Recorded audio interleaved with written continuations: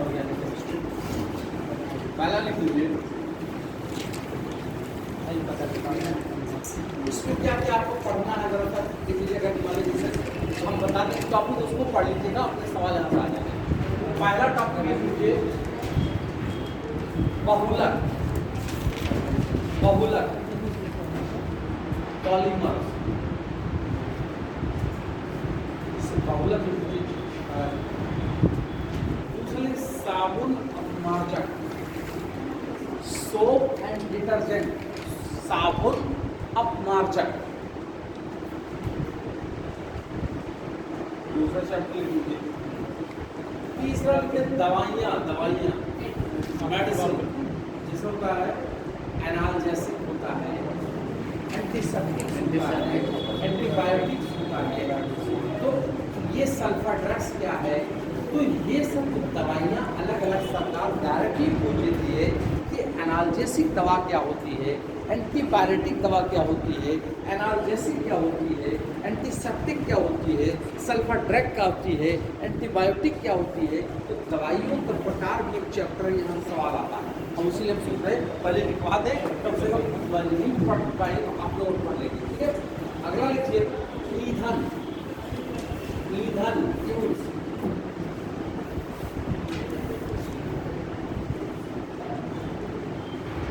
अगला फल और अम्ल, फल और अम्ल, यदि बहुत सारे फल में कौन कौन से अम्ल पाए जाते हैं यहाँ से पूछा जाता है। जैसे इमली में क्या पाया जाएगा, सेब में क्या पाया जाएगा, और ये सब चीज पूछ जाता है। तो लिखिए फल और अम्ल। अगला विस्फोटक, एक्सप्लोजन, विस्फोटक। अगला चैप्टर विस्फोटक, विस्फोटक होता है। TNT क्या होता है, TNP क्या होता है, डायनामाइट क्या होता है, पिक्रिक एसिड क्या होता है। तो एक सवाल ये इसलिए बने, ठीक है। अगला लिखिए महत्वपूर्ण कार्बनिक यौगिक, महत्वपूर्ण कार्बनिक यौगिक।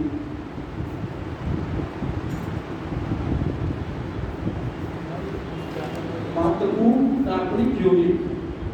देखिए हर चीज चैप्टर से जितना हमने बताया है सवाल आप क्या है। जैसे आपने बताया पहले क्या बताया, बहुलक पूछेगा निम्नलिखित में कौन सा प्राकृतिक बहुलक है। जैसे कपास दे देगा तो कपास क्या प्राकृतिक है कि सिंथेटिक बहुलक है, ये पूछेगा। जैसे दवाइयां दे देगा तो दवाई पूछता है कि दर्द निवारक दवा कौन सी होती है, बुखार खत्म करने वाली दवा क्या होती है, तो एंटीबायोटिक क्या होती है, एनाल्जेसिक क्या होती है, एंटीबायोटिक क्या होती है, सल्फा ड्रग्स क्या होती है, एनास्थेशिया क्या होती है। इस सारे दवाओं का कौन सी दवा क्या एग्जैक्ट काम करेगा, ये डायरेक्टली एग्जाम में पूछ कर आता है। एक सवाल यहाँ से आएगा। तो दवाई हो गई। दूसरा और क्या तीसरा बताया हमने, साबुन। साबुन और डिटर्जेंट में क्या फर्क है, साबुन क्या फर्क है।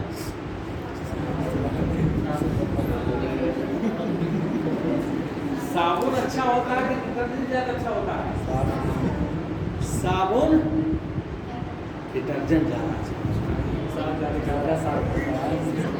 डिटर्जेंट जो होता है आपको ज्यादा घिसना नहीं पड़ेगा कपड़े से। डिटर्जेंट रात को भिगो दीजिए पाउडर में, सारी गंदगी अपने आप कपड़े से निकल जा रही है। लेकिन साबुन क्या होता है, तो दूसरा ले है। लेकिन साबुन क्या होता है, साबुन को ऐसे किया और आदमी के चढ़ लेता है। अब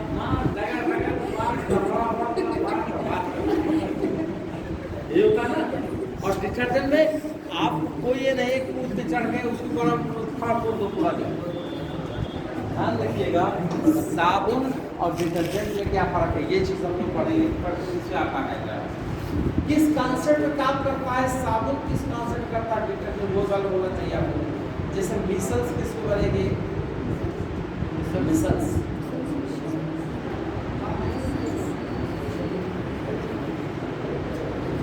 फल का नाम रखो। फल में कौन सी एसिड पाई जाती है, ये पूछा जाता है। ये चीजों का है। और एक हमने बताया विस्फोटक पदार्थ। विस्फोटक पदार्थ आपसे डायरेक्टली पूछा जाता है, जैसे टीएनटी एक अभी बता दिया हमने। टीएनपी क्या होता है?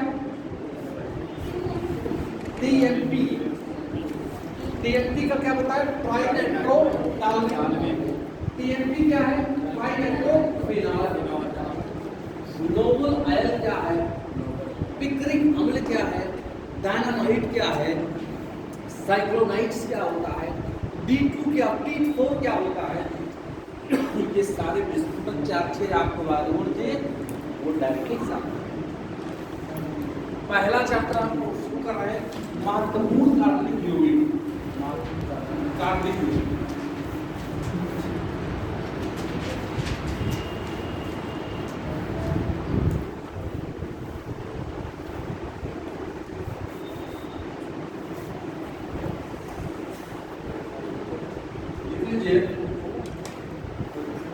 कार्बनिक रसायन के बारे में लिखिए।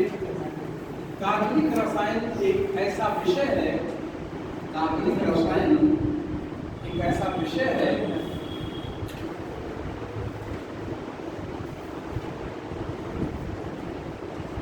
जिसमें हम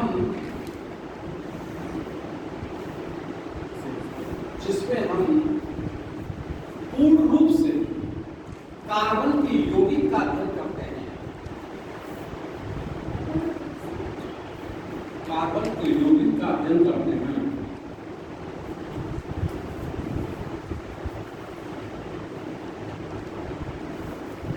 16वीं शताब्दी से पहले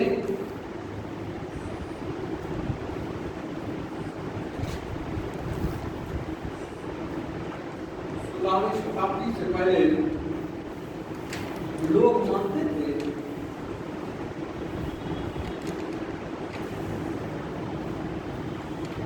कार्बनिक यौगिक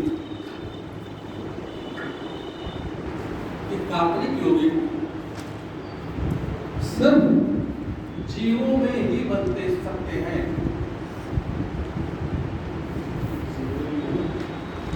सिर्फ जीवों में ही बन सकते हैं।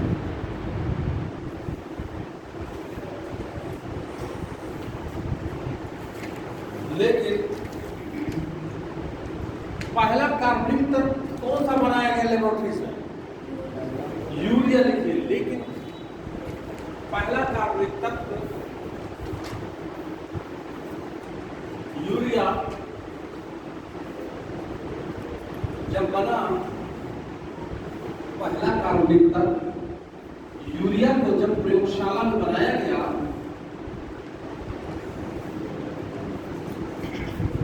तो ये भ्रम खत्म हो गया।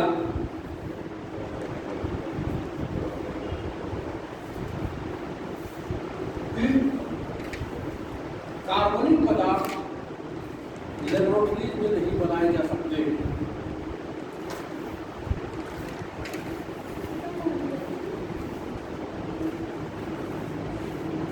कार्बनिक पदार्थ लेबोरेटरीज में नहीं बनाए जा सकते। इसलिए हेडिंग रखिए महत्वपूर्ण कार्बनिक तत्व, महत्वपूर्ण कार्बनिक यौगिक।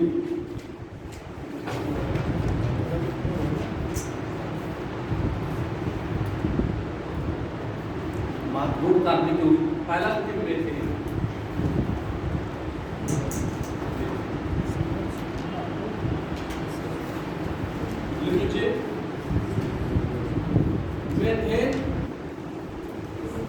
एक महत्वपूर्ण ईंधन है, महत्वपूर्ण ईंधन है।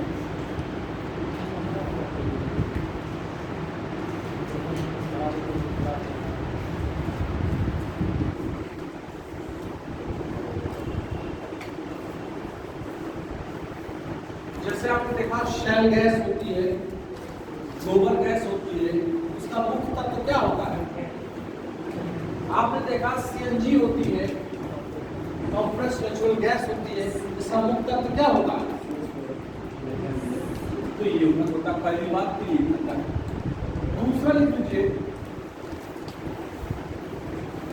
ये गाड़ी के टायर को काला करने में इस्तेमाल होता है।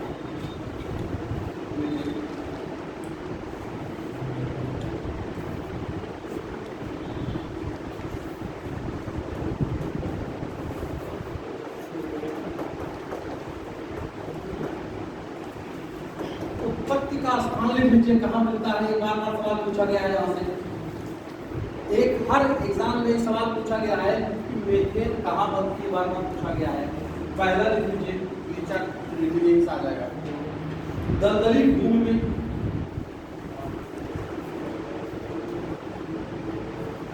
धान की खेती में, धान के खेत में, कोयले की खदान में,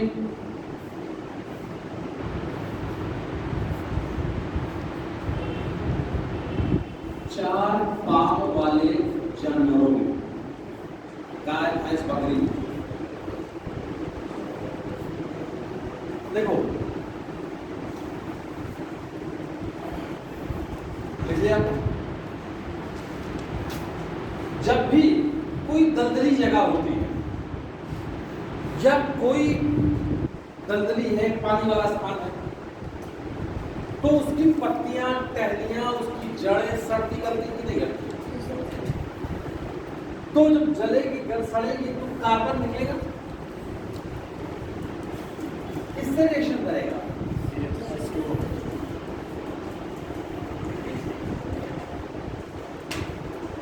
पूछा जाता है कि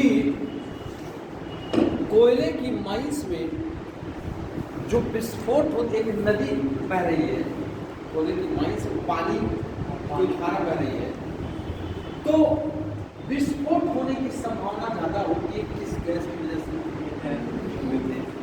कैसे? जैसे ही कोयले की माइंस है, तो कोयले की माइंस है, इसका मतलब कार्बन है कि नहीं है? पानी लगा और इसने जैसे ही मीथेन मिला, ऑक्सीजन कटेगा या डायरेक्टली उसको बर्न कर दे, क्योंकि ये जलनशील गैस है। पाई तो लिखा है, ये ईंधन है, मीथेन ईंधन है। और ईंधन कैसे बना? ये कहाँ बना? कोयला है, कोयले की माइंस है ये। कोयला का मतलब कार्बन, पानी के कांटेक्ट में आया कार्बन, तो पानी से कार्बन कांटेक्ट हुआ, क्या बना? मीथेन। और मीथेन का जब बना, मीथेन के बारे में अभी कह रहे हो कि क्या है? ईंधन है। ऑक्सीजन से रिएक्शन किया, ये चीज हो गई।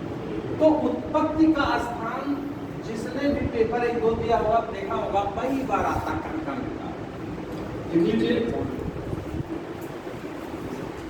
अगला देखिए, प्रोपेन एंड ब्यूटेन।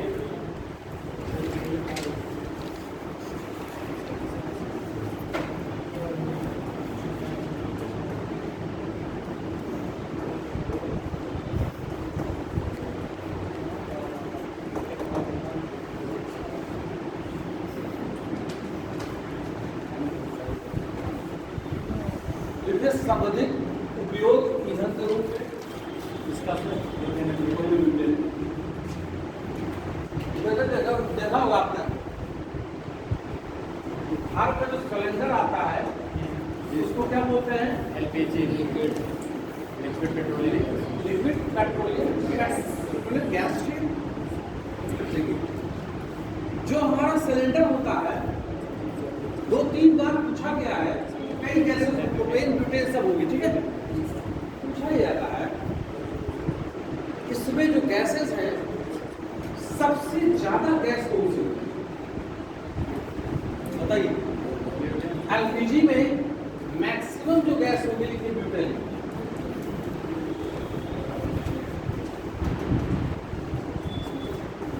कई बार पूछा गया, सिविल ने पूछा है एलपीजी में, ठीक है? अगला लिखिए,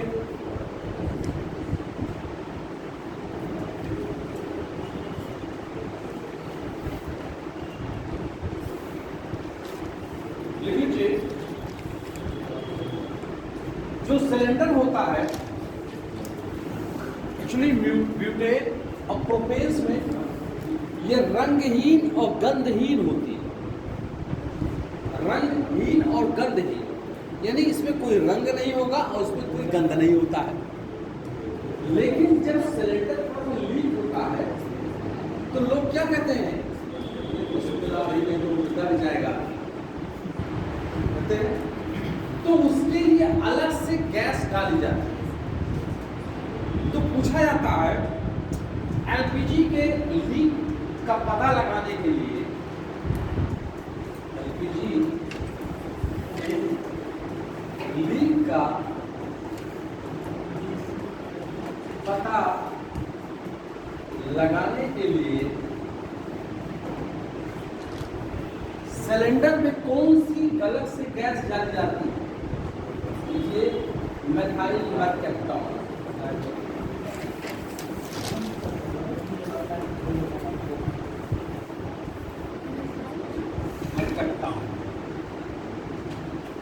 एलपीजी में एलपीजी के लीक का पता लगाने के लिए एक बदबूदार गैस मिलाया जाता है।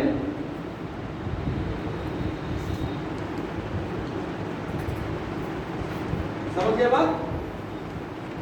यही मिलाया पूछा जाता है।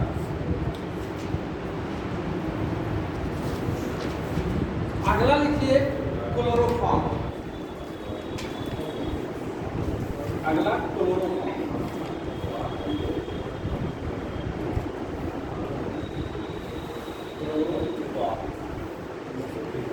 ये क्या होता है? क्या किया जाता है? क्लोरोफॉर्म क्या कहते हैं?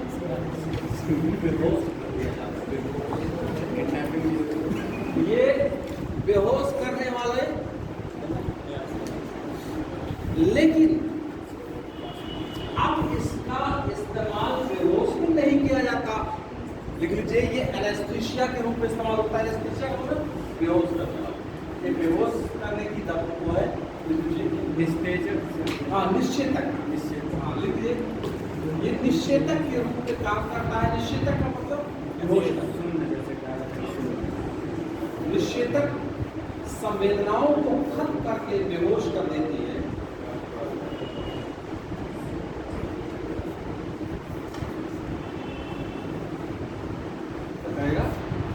बेहोश कर देगा।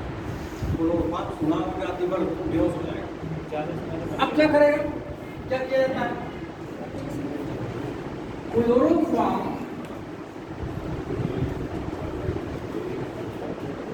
हाई टेम्परेचर अगर इसमें मिल जाए, हाई टेम्परेचर,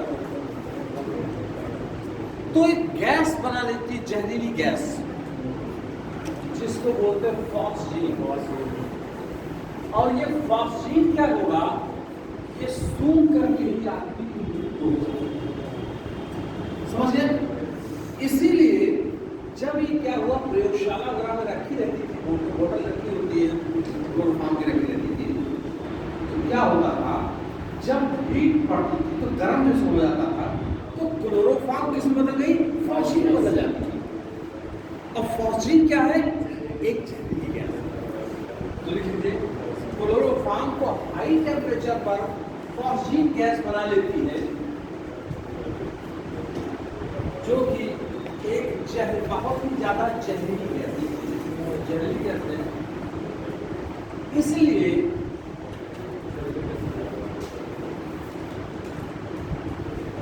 क्लोरोफॉर्म को अब निश्चेतक के रूप में प्रयोग नहीं किया जाता।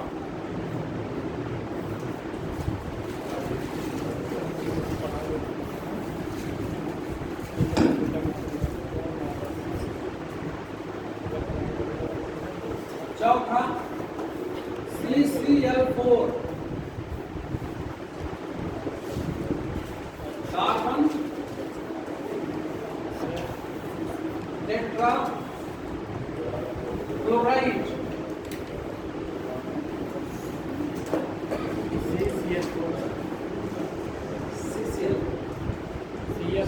CCl4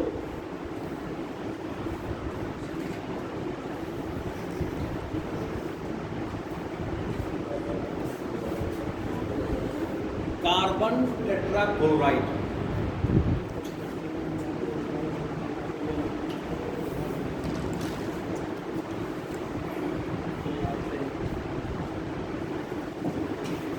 बताओ क्या समझ गए?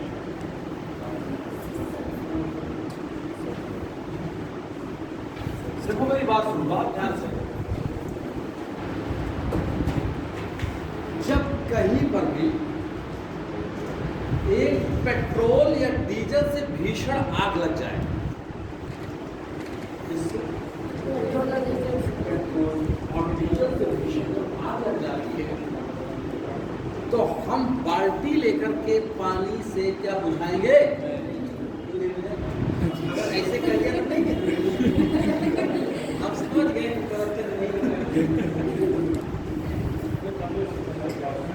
अरे भाई आग तो बुझेगी, मुझे उसमें क्या दिक्कत है? पानी में कौन आग हो वाली आग खड़ा क्या? आग है, आग है,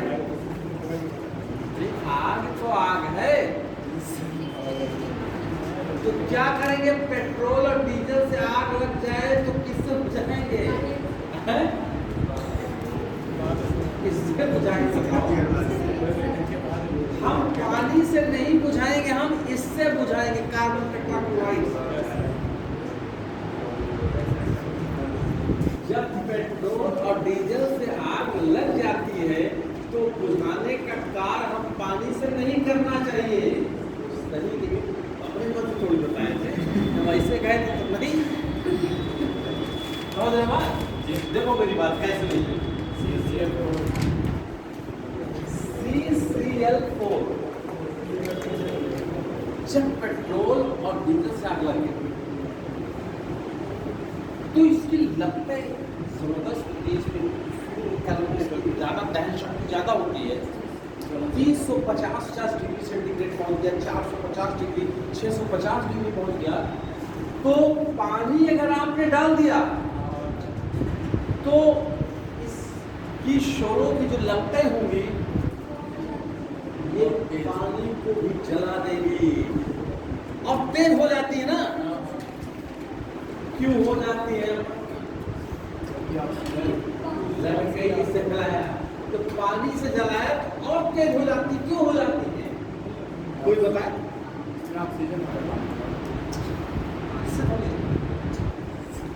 पानी आपने डाला नॉर्मल आग में, तब कुछ नहीं, तो इससे पेट्रोल डीजल की आग से क्यों नहीं मिल रही? देखो क्या ये वाटर के मॉलिक्यूल्स हैं, जो आग होगी इसकी पेट्रोल डीजल की, ये इसको जला देगी, और जब जला देगी तो इसके मॉलिक्यूल्स क्या होंगे?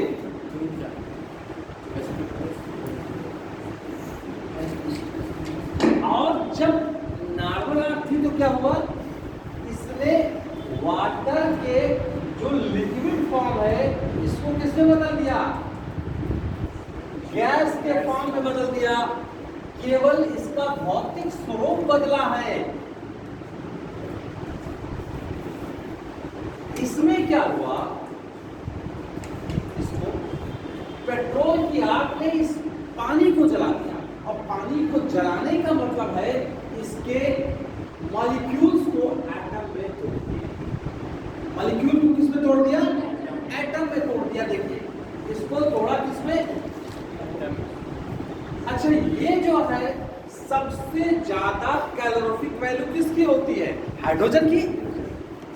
हाइड्रोजन सबसे दहनशील पदार्थ है ना, और ऑक्सीजन मिल गया इसको सप्लाई, और जब जलेगा तो आग बड़ी तेज।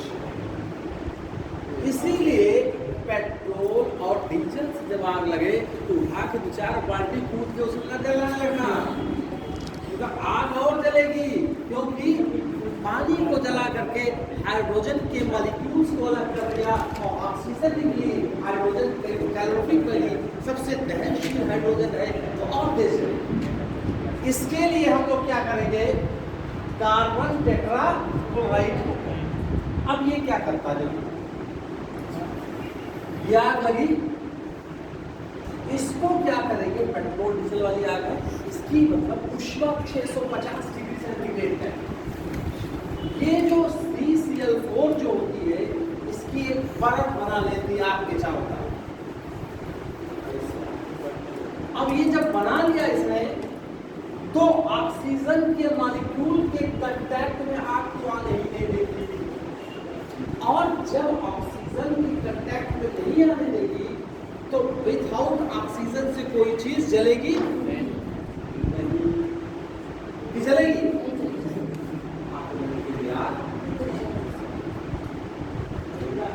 जैसे ही लगा चार, पहले बुहार मचाओ,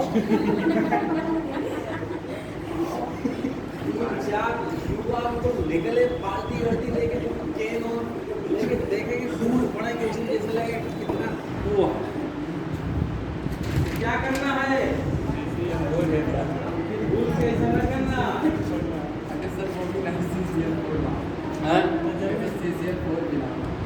CCl4 इसकी जरूरत पड़ेगी कहाँ, जब घर में पेट्रोल ले लेके सब रखोगे तब होगी, तो पेट्रोल इसलिए सरकार को दे देंगे, घर पे ले जाने का नहीं होगा। और जब पेट्रोल रखेंगे उसी समय CCl4 का कंसंट्रेशन करते हैं। यही सर वो अग्निशामक यंत्र जो होता है उसमें, यही अग्निशामक यंत्र में इस्तेमाल होता है। लिख लीजिए,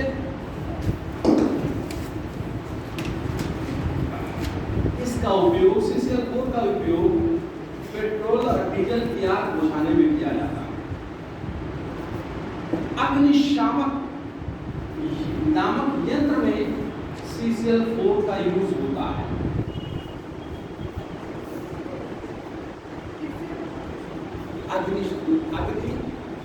अग्निशामक यंत्र में CCl4 का यूज होता है।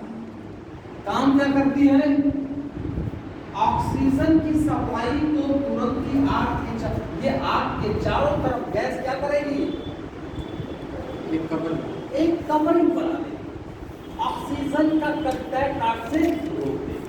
ठीक, अगला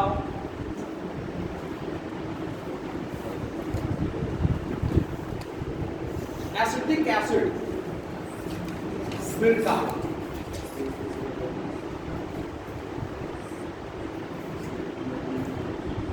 लिख लीजिए, एक अच्छा परिरक्षण होता है प्रिजर्वेटिव, परिरक्षण होता है, प्रिजर्वेटिव होता है, बैक्टीरिया फंगस से सड़ने गलने से बचाता है।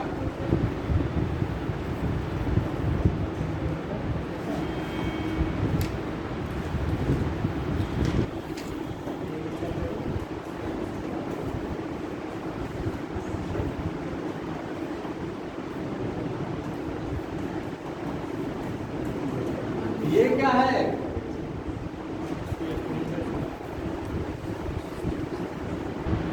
देखो मेरी बात, जो शराब होती है, शराब वो एथेनॉल होता है, एथेनॉल। जो पीने वाली शराब होती है वो कौन सा होगा, एथेनॉल होगा। अब देखो, हरकी है, शराबी है, शौकीन है, तीन इस्तेमाल होते हैं। हरकी जो गरीब आदमी की लेता है, हरकी आदमी ठर्रा आदमी है, जो मिडिल क्लास का आदमी शराबी आदमी है, और जो पैसे वाला है शौकीन। क्या है, जिस शराब के अंदर एल्कोहल का परसेंटेज ज्यादा होगा वो उतना ही क्या करेगा, आपको नशा पैदा करेगा।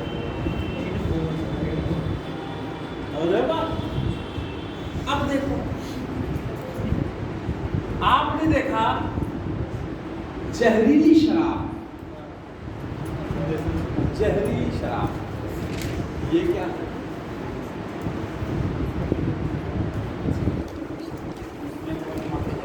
किसकी ज्यादा होगी, अल्कोहल की मात्रा ज्यादा कम जो होता है वो दो अलग इंट्यूशन वो अलग है। अभी बताइए जहरीली शराब क्या है? कहते नहीं है कि उन नाव में अंदर उसे नीचे बनाए जहरीली शराब से 100-200 मर गए। बिहार में बहुत सारे लोग मरे। अच्छा पक्का शराब नहीं होता, जहरीली शराब। देखो मेरी बात, नॉर्मल शराब पीने वाली कौन सी है? एथिलाइन एथाइल अल्कोहल या एथेनॉल। अगर एथाइल अल्कोहल में मेथाइल अल्कोहल की मात्रा बढ़ जाती है तो वही जहरीली शराब कहलाती है। अगर एथाइल अल्कोहल में मेथाइल अल्कोहल चला जाता है तो वो जहरीली शराब होती है। अगर शराब के अंदर थोड़ी सी मात्रा मेथाइल अल्कोहल की बढ़ती है तो सबसे पहले कौन सा सिम्टम होता है?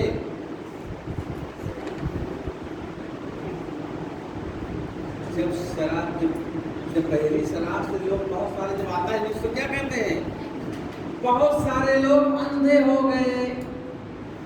तो जहरीली शराब का पहला सिम्टम अंधा हो जाता है आदमी। और जब मेथाइल अल्कोहल में मेथाइल अल्कोहल का कंसंट्रेशन ज्यादा हो जाता है तो शराबी की मृत्यु हो जाती है। देखिए मेरी बात, ये क्या है? ये आंखें हैं, ये आंख है। और ये क्या है? ब्रेन। खोपड़ी बना दिया तो सब तो आई क्या उसमें? हम लोग, आंख क्या है? एक संवेदी अंग है। ये बाहर की संवेदनाओं को लेता है और फिर इस संवेदनाओं को कहाँ ले जाता है? तो इसका मतलब देखता कौन है? दिमाग। और दिमाग को जब ये ब्रेन, ये जो आंखें हैं, इससे एक नर्व्स निकलती है जिसको बोलते हैं ऑप्टिक नर्व्स। ऑप्टिक नर्व्स यानी आंखों की संवेदनाओं को दिमाग तक ले जाने वाली नर्व्स को ऑप्टिक नर्व्स कहते हैं। और जहरीली शराब का सबसे पहला सिम्टम होता है ऑप्टिक नर्व्स को गला देती है। जैसे ही शराब पिए और जहरीली शराब है, उसमें हुआ क्या? सीधे हर्रा वाला मजा खत्म हो जाएगा।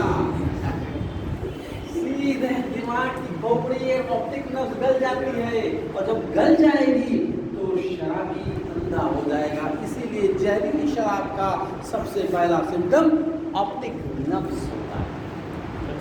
इसीलिए जब जहरीली शराब का सुनते हो तो ये कहते नहीं 50 लोग अंधे हो गए। अगर मेथाइल अल्कोहल का कंसंट्रेशन ज्यादा बढ़ गया एथाइल अल्कोहल में तो क्या होगा? तो मृत्यु हो जाती है। अच्छा, ये बनती कैसे?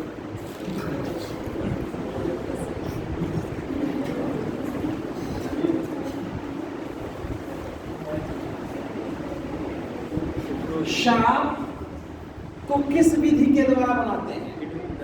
फर्मेंटेशन, किण्वन के। और किण्वन जो होता है उसमें ऑक्सीजन की जरूरत, ग्लूकोज का मॉलिक्यूल है, O2 क्या होगा? ऑब्सेंस होगा, ऑक्सीजन नहीं होगा ना।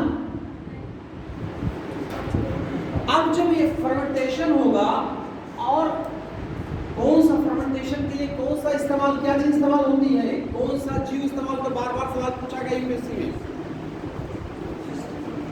ईस्ट, बिल्कुल सही। ईस्ट का मतलब कवक, ठीक है, कवक इस्तेमाल होता है। ठीक, अब मेरी बात, ये बना देगा C2H5OH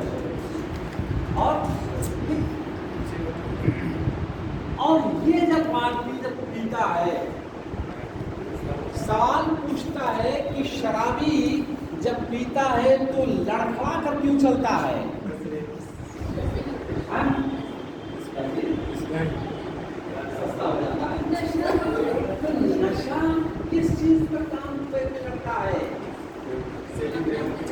सारी शरीर को कंट्रोल कौन करता है? ब्रेन। तो ध्यान दीजिएगा, हमारे शरीर का जो बैलेंस होता है, बैलेंस वो ब्रेन का सेरिबेलम करता है। और शराब का सबसे पहला असर किस पर पड़ता है? सेरिबेलम का असर सीधे शराब का ब्रेन पर पड़ता है। और सेरिबेलम क्या करता है? बैलेंस कंट्रोल करता है। और जब इसीलिए शराबी पी के निकलता है तो झूम झूम कर चलता है, क्योंकि उसका बैलेंस डिस्टर्ब हो गया है। तो कहते हैं यार इसे लड़खड़ा क्यों है? लड़खड़ा इसलिए ब्रेन काम नहीं कर रहा है। समझ गए बात? तो ये सवाल पूछा गया है कि शराब का सबसे पहला इम्पैक्ट किस पे होगा? ब्रेन के सेरिबेलम पे होगा। अब देखिए, फर्मेंटेशन की पहली शर्त है ऑक्सीजन नहीं होना चाहिए। ऑक्सीजन नहीं होगा तब ये बनेगा। लेकिन जब देसी शराब बनाते हैं महुआ हुआ डाल करके, तो जमीन के अंदर गाड़ते हैं, ऑक्सीजन नहीं होना चाहिए। कहीं से टेक्नोलॉजी में, अब चूंकि मैन अपना खुद करता है, उस टेक्नोलॉजी में ऑक्सीजन का लेवल बढ़ा, मेथाइल अल्कोहल बना। तो जैसे ही मेथाइल अल्कोहल बना तो शराब क्या हुई? अगर कम है मेथाइल अल्कोहल तो आंखें चली जाएंगी, और जब ज्यादा हो जाएगी तो जिंदगी चली जाएगी। समझ गए बात? और अगर नहीं बढ़ा ये, तब मनुष्य जिंदा होकर आसमान में उड़ने लगता है। अब मजा आया। समझ रहे हो? चलो ठीक है, लिख लो। मेथाइल अल्कोहल लिख लीजिए। मेथाइल अल्कोहल का दूसरा नाम जो है वुड स्प्रिट है। मेथाइल अल्कोहल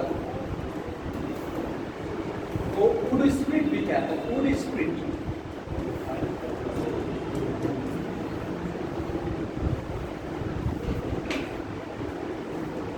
अगर एथेनॉल में मेथनॉल मिला दिया जाए, एथेनॉल में मेथनॉल मिला दिया जाए तो इसी को जहरीली शराब कहा जाता है।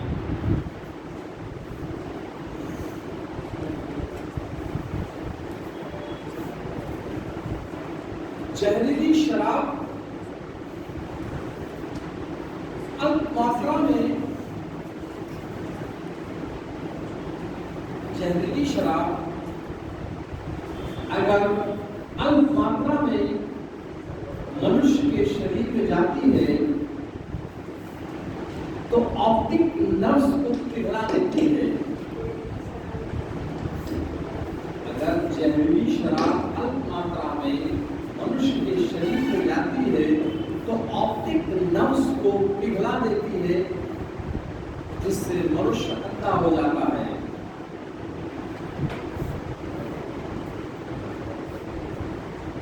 और अगर शराब में मेथाइल अल्कोहल की मात्रा ज्यादा होती है तो मनुष्य की मृत्यु हो सकती है। मेथाइल अल्कोहल की मात्रा ज्यादा होती है तो मनुष्य की मृत्यु हो सकती है।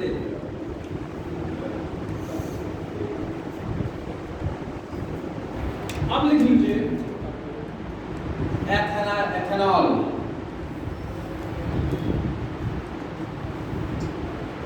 एथेनॉल एथेनॉल को बोलते हैं एथाइल अल्कोहल।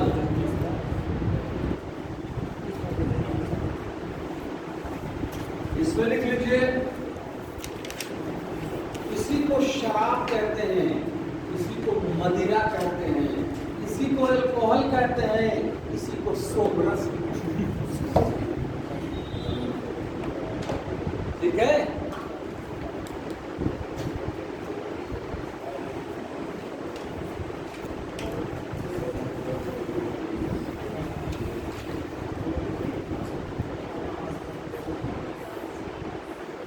सोमरस, महकदों से बरसने लगी मस्तियां हैं, जब पर्दा बन के छाई तब मजा आ गया। महकद का मतलब जहाँ शराब पी जाती है, जब पीता है आदमी तब चढ़ता है, तब जोर के आदमी मस्त। अब लीजिए, एथेनॉल दो प्रकार की होती है। एथेनॉल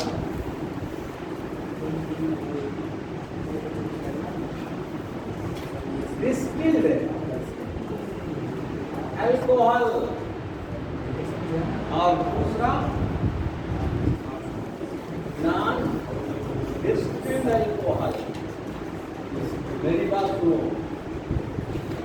शराब कितनी प्रकार की हुई?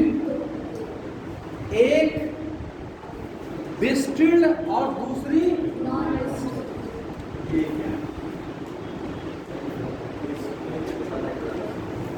आप अपने जीवन में आप लोगों ने देखा होगा,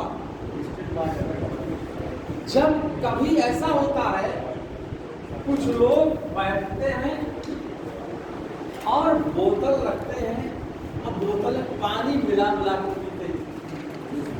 और जो बड़े जल्दबाजी में होते हैं बाहर, तो गए दुकान पे, ऐसे ऐसे देख, कोई देख तो रहा है, हमारा कोल्ड ड्रिंक कितना निकल गया, उसमें पानी, जिस शराब के अंदर अल्कोहल का प्रतिशत ज्यादा होता है और अल्कोहल के प्रतिशत ज्यादा होने की वजह से उसमें पानी मिला के पी जाती है, तो उसको कहते हैं डिस्टिल्ड अल्कोहल। जिस शराब के अंदर अल्कोहल का प्रतिशत कम होता है, उसमें पानी मिलाने की जरूरत नहीं होती है, सीधे जाकर के बगल में गए, मारा सड़ से सीधे निकल गए। समझ गए? आप लिख लीजिए डिस्टिल्ड अल्कोहल, लिख लीजिए डिस्टिल्ड अल्कोहल को बताइए तनु करड़िए, तनु करड़िए। डिस्टिल्ड अल्कोहल को तनु करड़िए लिख लीजिए, तनु करड़िए में लिखिए, तनु करड़िए में लिखिए, अल्कोहल का प्रतिशत ज्यादा होता है, तनु करड़िए, तनु करड़िए में लिखिए, अल्कोहल का प्रतिशत ज्यादा होता है, जिससे पानी डालकर पिया जाता है।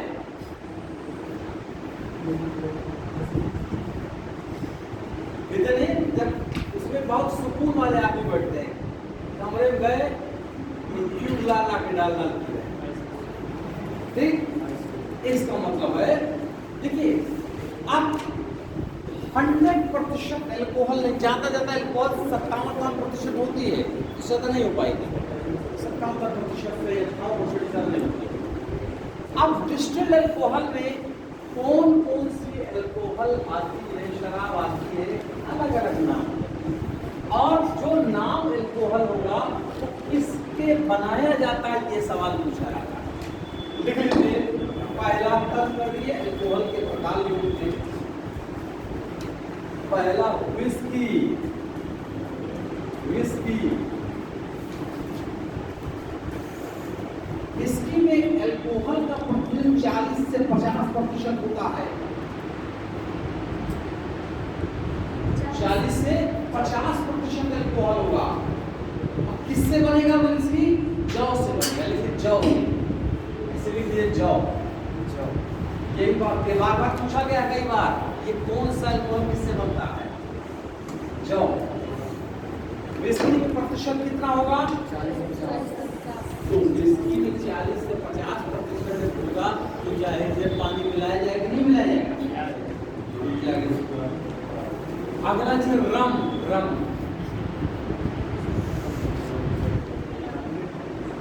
लिखिए 45 से 55% होगी अल्कोहल। अच्छा, 45 से 55%।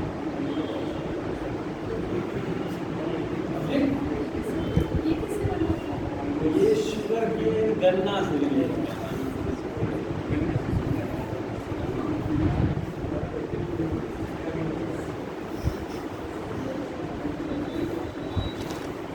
अगला देखिए ब्रांडी। ब्रांडी इसमें 40 से 50% अल्कोहल होगी। 50% ब्रांडी 40 से 50%। किससे बनाया जाएगा? अंगूर से।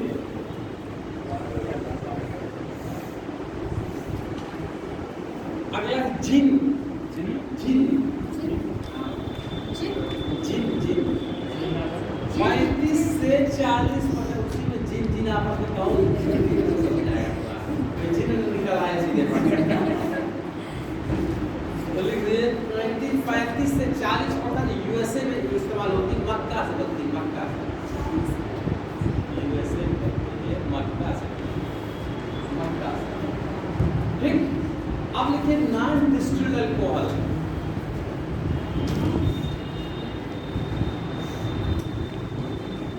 देखो पहली बात तो ये है ना कि अल्कोहल जब पीता है आदमी तो उसके सोचने समझने की क्षमता, मनुष्य की तार्किकता खत्म हो जाती है जब पीता है। इसीलिए जब कोई गम होता है, किसी को मजबूत गम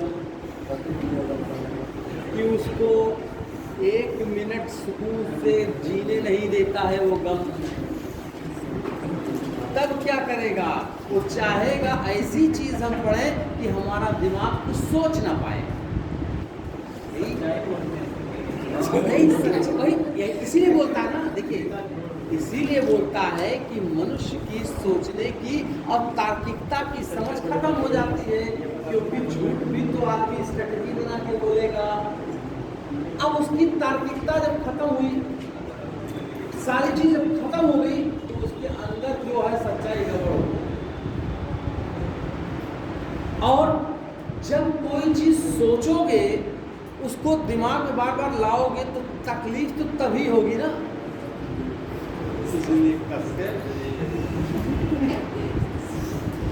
पीता हूँ गम भुलाने के लिए, पीने का शौक नहीं। कहता नहीं मुझे पीने का शौक नहीं है, पीता हूँ गम,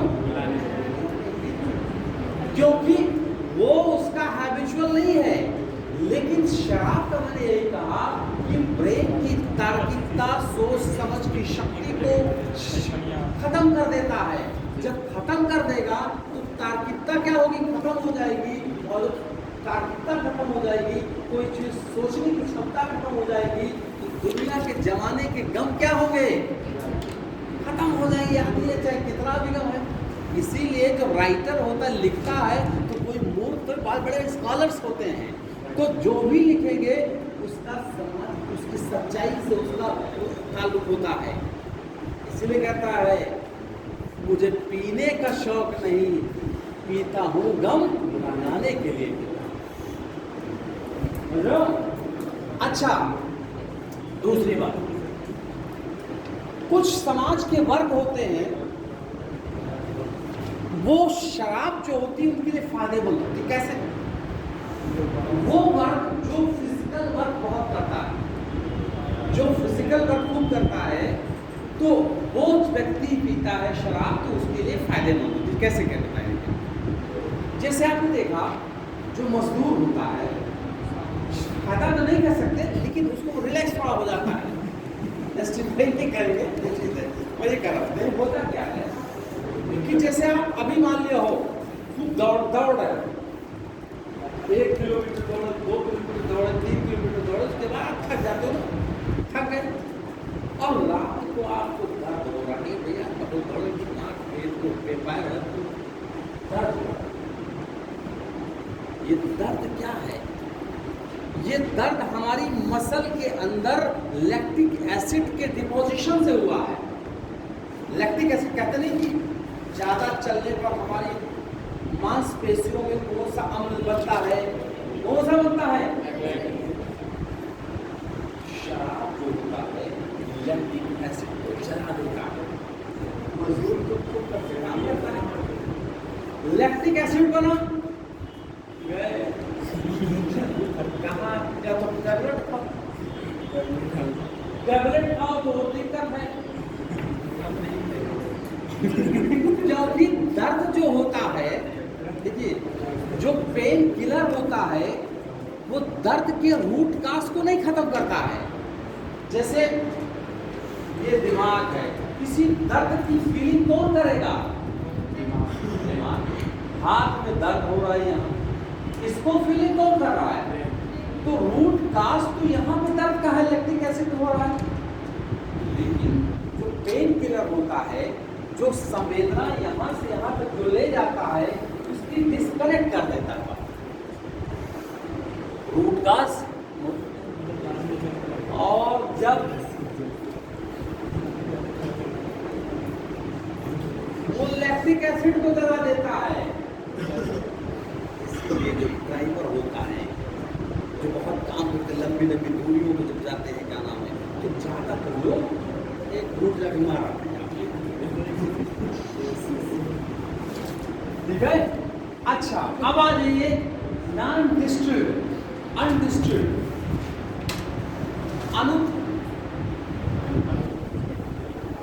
आत्तनुकरणीय। नॉन डिस्ट्रिल्ड का मतलब आत्तनुकरणीय, आत्तनुकरणीय लिख लीजिए, इसमें लिख लीजिए। इसमें अल्कोहल का प्रतिशत कम होता है, इसमें अल्कोहल का प्रतिशत कम होता है, इसमें पानी नहीं मिलाया जाता, ठीक है। ये वही वाले हैं, स्पीड से गए, देखो किनारे पर शांति से खड़े, अचानक देख कोई नहीं लेके घर से मार के निकल गए, ठीक है। ये तो लिख लीजिए, इसमें क्या लिखा?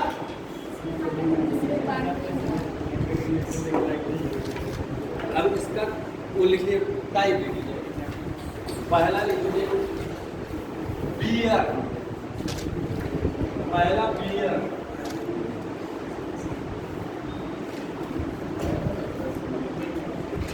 इसमें अल्कोहल का प्रतिशत 6 से 9%। किससे बनेगा? जौ से। दूसरा लिखिए शैंपेन, शैंपेन,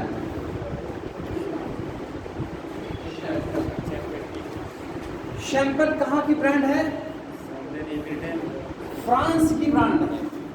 फ्रांस का एक गांव है जिसके नाम पर शैंपेन उस गांव का था, उसी के नाम की GI है, ये है शैंपेन। इसमें लिख लीजिए, इसमें शैंपेन में अल्कोहल का प्रतिशत 10 से 15% होती है, और इसको बनाने का काम कौन करता है? अंगूर करता है, ग्रेप्स, ठीक। तीसरा लिख लीजिए साइडर, साइडर, साइडर, ठीक है। साइडर में अल्कोहल का प्रतिशत 2 से 6% होती है, 2 से 6%। किससे बनेगा? सेब से बनेगा, सेब से। किससे बनेगा? सेब से बनेगा। तो सेब से बनेगा तो महंगा नहीं मिलेगा, और अल्कोहल का प्रतिशत बहुत कम है, तो ये महंगी शराब है। ये टॉनिक होती है, टॉनिक की तरह से। जैसे यूरोप कंट्रीज वगैरह में इसको न पिए तो बेचारे बोल जाए, क्योंकि जाड़ा एक्सट्रीम है, इसको पीकर वो टॉनिक की तरह।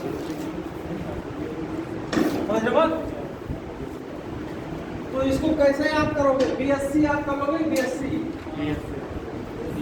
बियर, एस से शैंपेन, एस से साइडर। BSC आत्तानुकरणीय है। बियर, शैंपन और साइडर।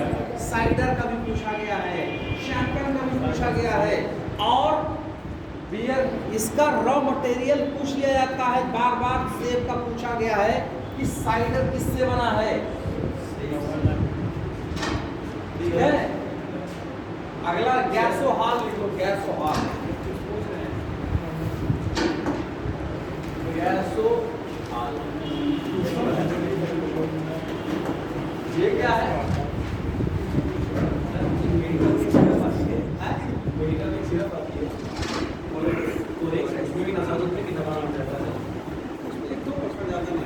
लेकिन जो भी मेडिकल्स की है या मतलब जो वो ड्रिंक है उसमें कोई अल्कोहल, शराब, एथाइल अल्कोहल नहीं।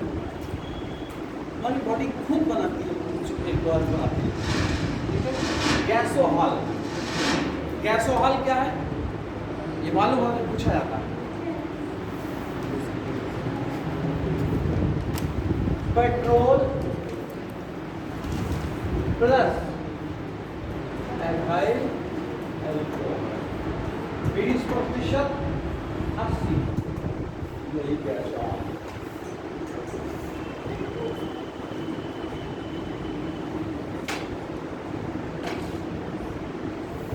गैसोहॉल को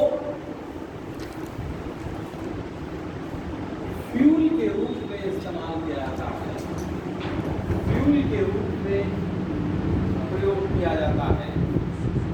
सबसे ज्यादा गैसोहॉल ब्राजील में इस्तेमाल होता है। गैसोहॉल को पावर अल्कोहल भी कहते हैं, पावर अल्कोहल गैसोहॉल, ठीक है। जैसे हमने देखा सबसे पहले मुंबई, दिल्ली, कोलकाता, चेन्नई, इसमें गैसोहॉल हमारी फ्यूल पॉलिसी में गैसोहॉल का इस्तेमाल यहाँ तेजी से यहीं पे शुरू हुआ। और अब हम पूरे कंट्री में गैसोहॉल का इस्तेमाल करने की हमारी फ्यूचर फ्यूल पॉलिसी है। आपने देखा ज़्यादातर अभी हम E10 इस्तेमाल करते हैं। E10 का मतलब जैसे E10, E20, अभी जो नई नई गाड़ियाँ आ रही हैं मोटरसाइकिल तो लिखा रहता है E20। पेट्रोल पंप पे चले जाओ तो लिखा था E20, बड़े बड़े शहरों। E20 क्या है? E का मतलब एथेनॉल और 20 का मतलब 20%। अगर जहां पर फ्यूल्स में उसमें इस्तेमाल इथेनॉल का 20% हो रहा है तो इसका मतलब E20 है। जहां पर 10% हो रहा है E10 है। हमारी फ्यूचर जो फ्यूचर फ्यूल पॉलिसी है E20 को हम प्रमोट कर रहे हैं। इससे होता है हमारी जो कैलोरीफिक वैल्यू और एफिशिएंसी बढ़ जाती है, ठीक है। अब आगे लिख लीजिए, इसमें क्या क्या पढ़ लिया आपने? शराब पढ़ लिया, अच्छा। अब लिख लीजिए ईंधन, ईंधन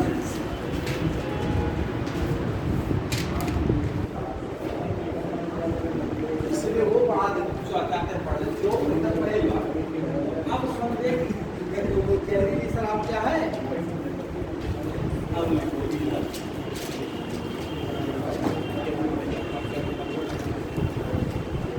फ्यूल,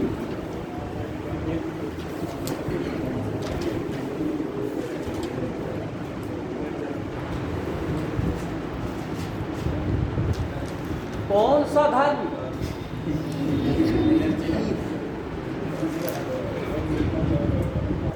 मोबाइल वाला ना समझ लेना कि इलेक्ट्रॉनिक फ्यूल। कौन सा धन है? अब लिख लीजिए, इस पृथ्वी के धरातल पर मनुष्य जब से आया है तब से लेकर अब तक उसका जीवन का सफर ईंधन पर ही तो टिका हुआ है। मानव सभ्यता के विकास के क्रम में शुरू से लेकर अब तक ईंधन का तो विकास हुआ होगा कि नहीं? जब मनुष्य पृथ्वी के धरातल में आया तो सबसे पहले किस ईंधन का इस्तेमाल किया? लकड़ी। सही। उसके बाद कंडा। कंडा शब्द क्या कहते हैं? नहीं उसको छिपरी क्या कहते हैं? छिपरी। भाई जानवर लैट्रिन उसका जो होता है तो उठाया और उसको बांधा और सुखाया और फिर ईंधन दिया, छिपरी आया। तो किसी को कंडा कहते हैं। मतलब उसका जो रॉ मटेरियल है वही है, छिपरी से लेकर कंडा है। अब उसके बाद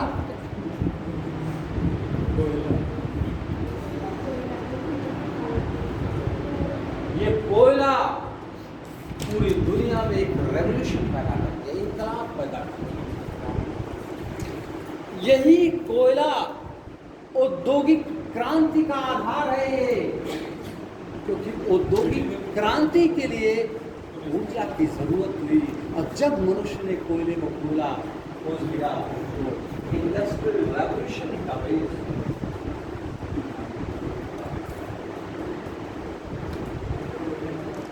आधार बन गया। कोयले के बाद किस पे आएंगे?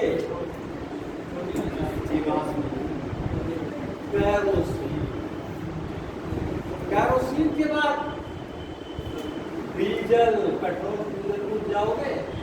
डीजल के बाद पेट्रोल, पेट्रोल के बाद एलपीजी, एलपीजी के बाद सीएनजी के बाद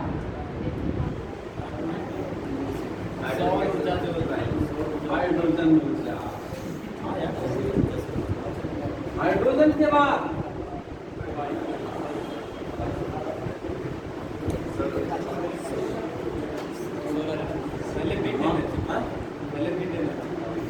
नहीं, मतलब उसको एक मैकेनिकल ऊर्जा कन्वर्ट किया जाता है, लेकिन स्रोत नहीं। उसकी तो मैकेनिक्स जो उसकी हवा ताकत उसको कन्वर्ट कर रहा है, इसके अंदर खुद मानव सभ्यता के विकास के क्रम में मानव अलग अलग समय पे अलग अलग ऊर्जा का स्रोत पर डिपेंड था। और जब मनुष्य आया तो सबसे पहले किस पे आएगा? कंडा, छिपरी पे आएगा। उसके बाद कोयले पे आएगा, कोयले के बाद और उसके बाद डीजल पे आएगा, पेट्रोल पे आएगा, एलपीजी पे आएगा, सीएनजी पे आएगा, पे आएगा, सोलर।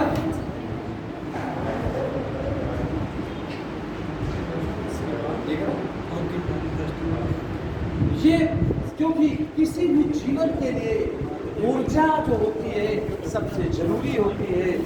और जिस प्रकार से किसी इंडस्ट्रीज का जो किसी भी अर्थव्यवस्था का जो पहिया होता है वो क्या होता है? ऊर्जा होता है। किसी भी अर्थव्यवस्था का जो पहिया होता है क्या होता है?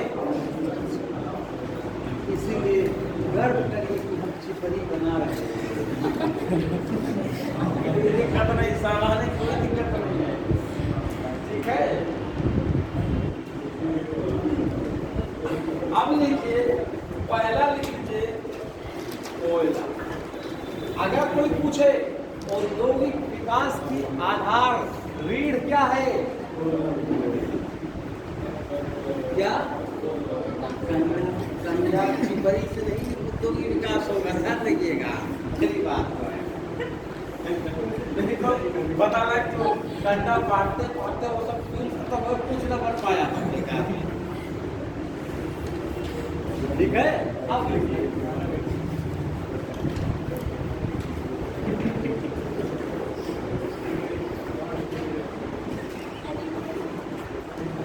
कोयला,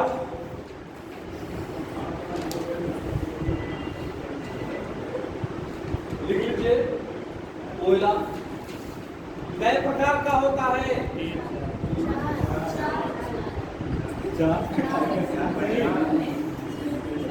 कई प्रकार का होता है?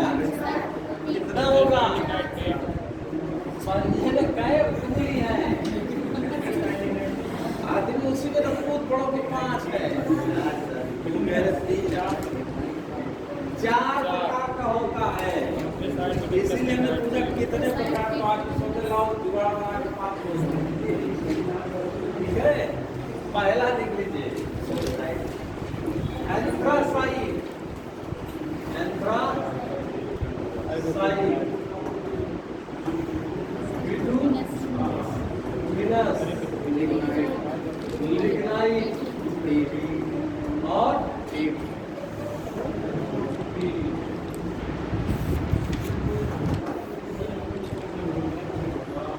पहला डाल दिए एंथ्रासाइट, लिख लीजिए एंथ्रासाइट, एंथ्रासाइट मुख्यतया अफ्रीका महाद्वीप में मिलता है।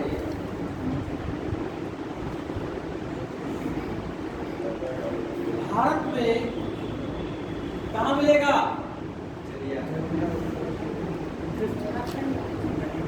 पूछा जाता है कि एंथ्रासाइट भारत के किस क्षेत्र में पैदा, कई बार से मैंने पूछ चुका है। जम्मू कश्मीर के कारगिल में लिखा, लिख लीजिए JNK कारगिल में। इसीलिए अफ्रीका महाद्वीप को फ्यूचर का महाद्वीप कहते हैं, क्योंकि अभी इंडस्ट्रियलाइजेशन नहीं हुआ है और कोल एंथ्रासाइट के लिए पड़े हुए हैं। सबसे बेस्ट वाली लिख लीजिए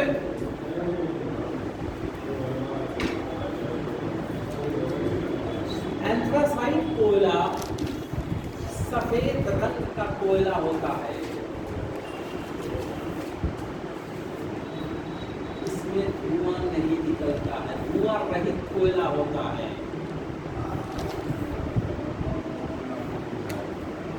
इसमें 99% कार्बन होता है। कार्बन प्रतिशत कितना होगा? दूसरा बिटुमिनस कोयला,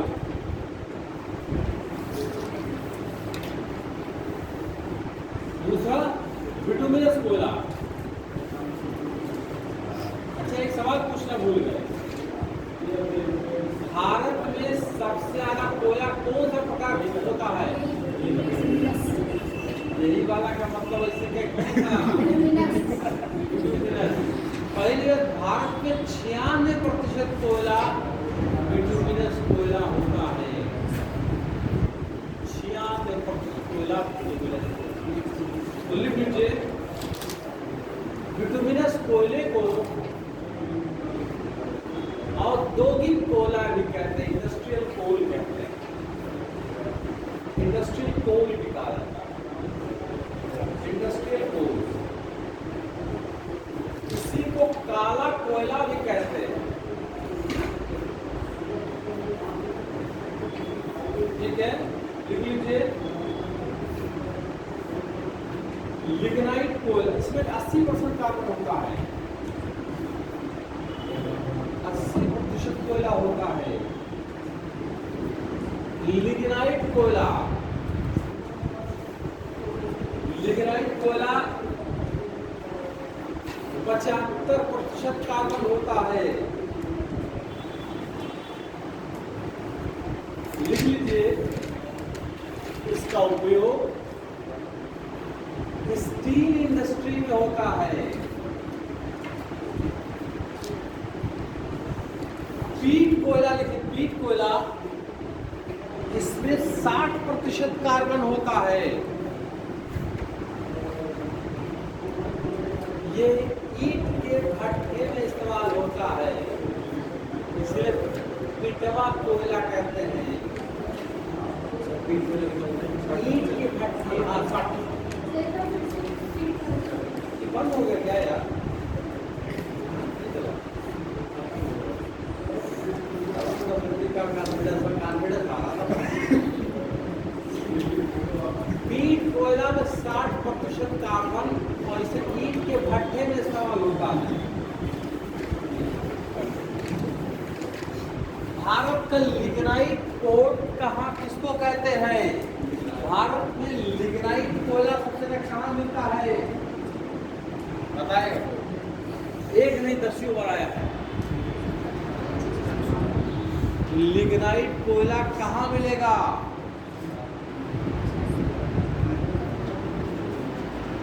तमिलनाडु में सबसे ज्यादा मिलता है। पूछा जाता है भारत का लिग्नाइट पोर्ट किसे कहते हैं? लिग्नाइट पोर्ट पूछा जा चुका है। लिग्नाइट पोर्ट किसे कहते हैं? पोर्ट है ना भारत में, तो किस पोर्ट को लिग्नाइट पोर्ट कहते हैं? बताओ। जहां पैदा होगा वहीं से तो ले जाया जाएगा। कहां पैदा होगा? तमिलनाडु में कौन सा port? Chennai port. Chennai port को लिग्नाइट पोर्ट कहते हैं। लिख लो इस बात को साइड। सबसे ज्यादा चिपरी पैदा करने वाला कौन सा राज्य होगा? सबसे ज्यादा चिपरी कंडा करने वाला कौन सा राज्य होगा? जहाँ पर ज्यादा पूछ ले, मान ले तो इसका लॉजिक बना देना, तो खिलखिला के हर वक्त पढ़ना चाहिए। क्या करें? ठीक है, लॉजिक लगाइए। अगला लिख लीजिए डीजल। डीजल डीजल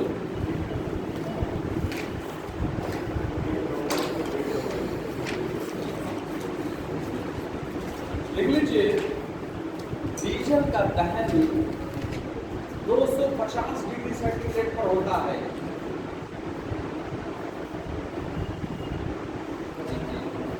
पहली बात ध्यान रखिएगा।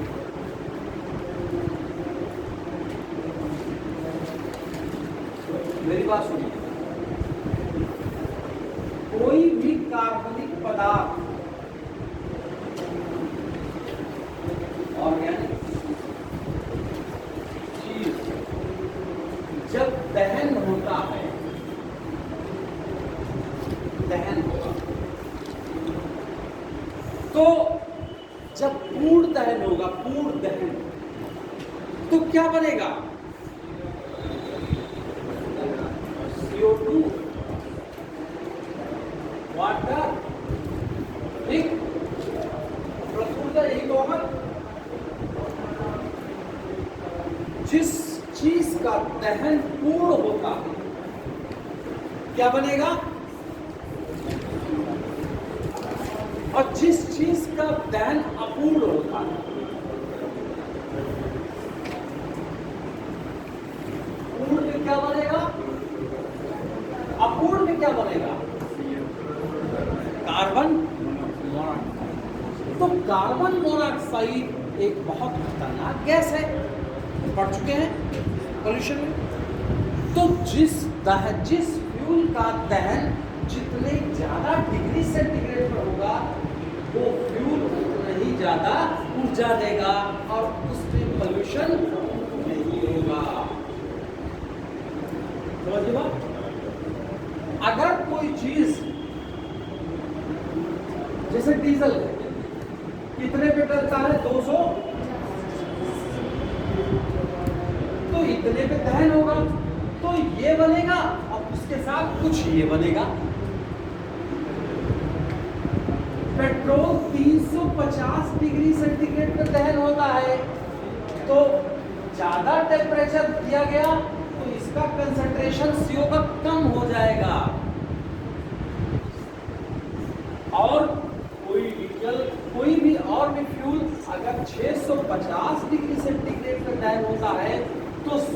मात्रा बहुत कम हो जाएगी, और जितने ही CO कार्बन मोनोऑक्साइड का एमिशन कम होगा, वो फ्यूल उतना ही ज़्यादा ऊर्जा देगा और उतना ही कम प्रदूषित करेगा। ये समझे बात?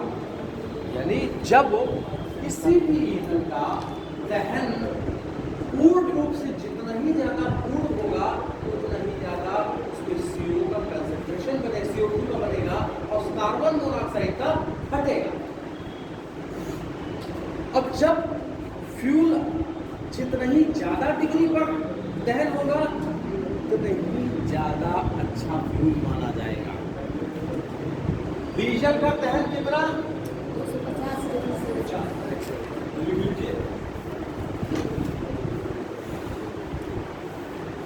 तो CO2 बनेगा।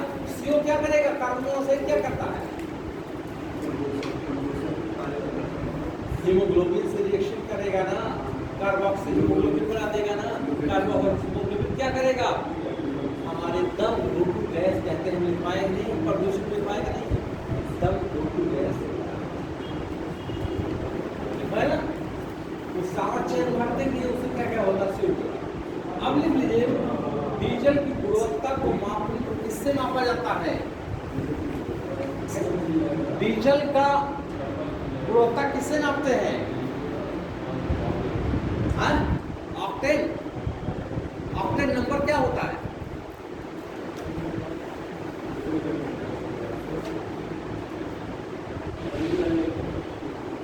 कहते नहीं है कि पेट्रोल है 105 रुपये लीटर, कहीं है 95 रुपये लीटर, तो जो 95 वाला, 110 वाला, 105 वाला, तो उसमें क्या फर्क है? दोनों पेट्रोल है।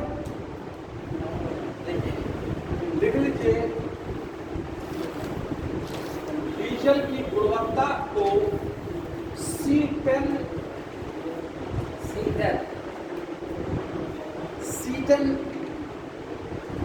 नंबर से मापा जाता है।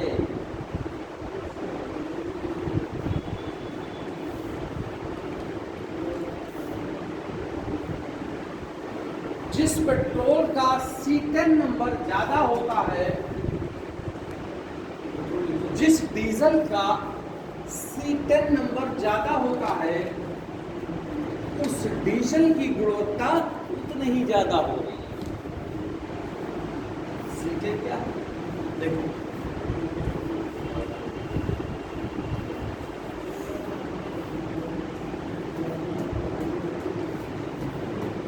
डीजल क्या? डीजल देखो, कार्बन कहीं तो बना है। अगर कोई ऐसा यौगिक उस डीजल के अंदर बन रहा है जिसके अंदर 10 कार्बन है, तो उसको C10 कहते हैं।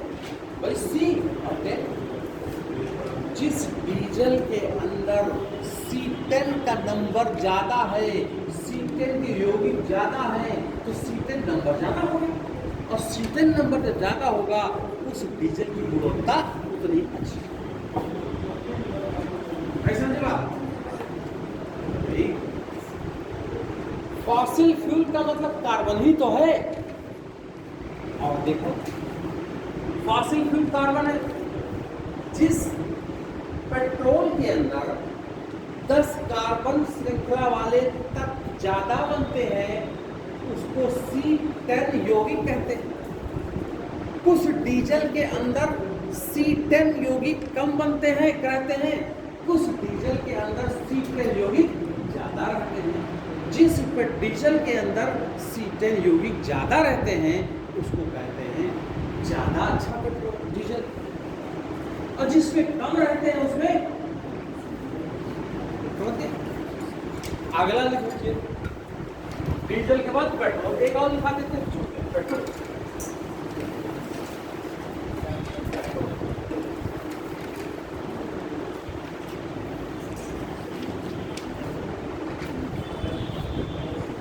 लिख लीजिए, पेट्रोल के दहन का तापमान 350 डिग्री सेंटीग्रेड होता है। 350 डिग्री, यानी जब जलेगा 350 डिग्री का टेम्परेचर दे देगा। इसका मतलब है कि सारा ज्यादा चीज जल गई। तो लिख लीजिए इसकी गुणवत्ता मापने की यूनिट, इसकी गुणवत्ता मापने की यूनिट क्या होता है? Octane number. Octane, octane. Petrol की गुणवत्ता कैसे नापेंगे? ऑक्टेन का मतलब 8 कार्बन की श्रृंखला के तत्व में है। 1 2 3 4 5 6 7 और एक 8 है। यानी पेट्रोल के अंदर 8 कार्बन की श्रृंखला वाले कई तत्व बनेंगे। जिस पेट्रोल के अंदर 8 कार्बन श्रृंखला वाले तत्व की संख्या ज्यादा होगी उसका ऑक्टेन नंबर क्या होगा? ज्यादा होगा। और ऑक्टेन नंबर ज्यादा होगा तो वो फ्यूल उतना ही ज्यादा अच्छा होगा।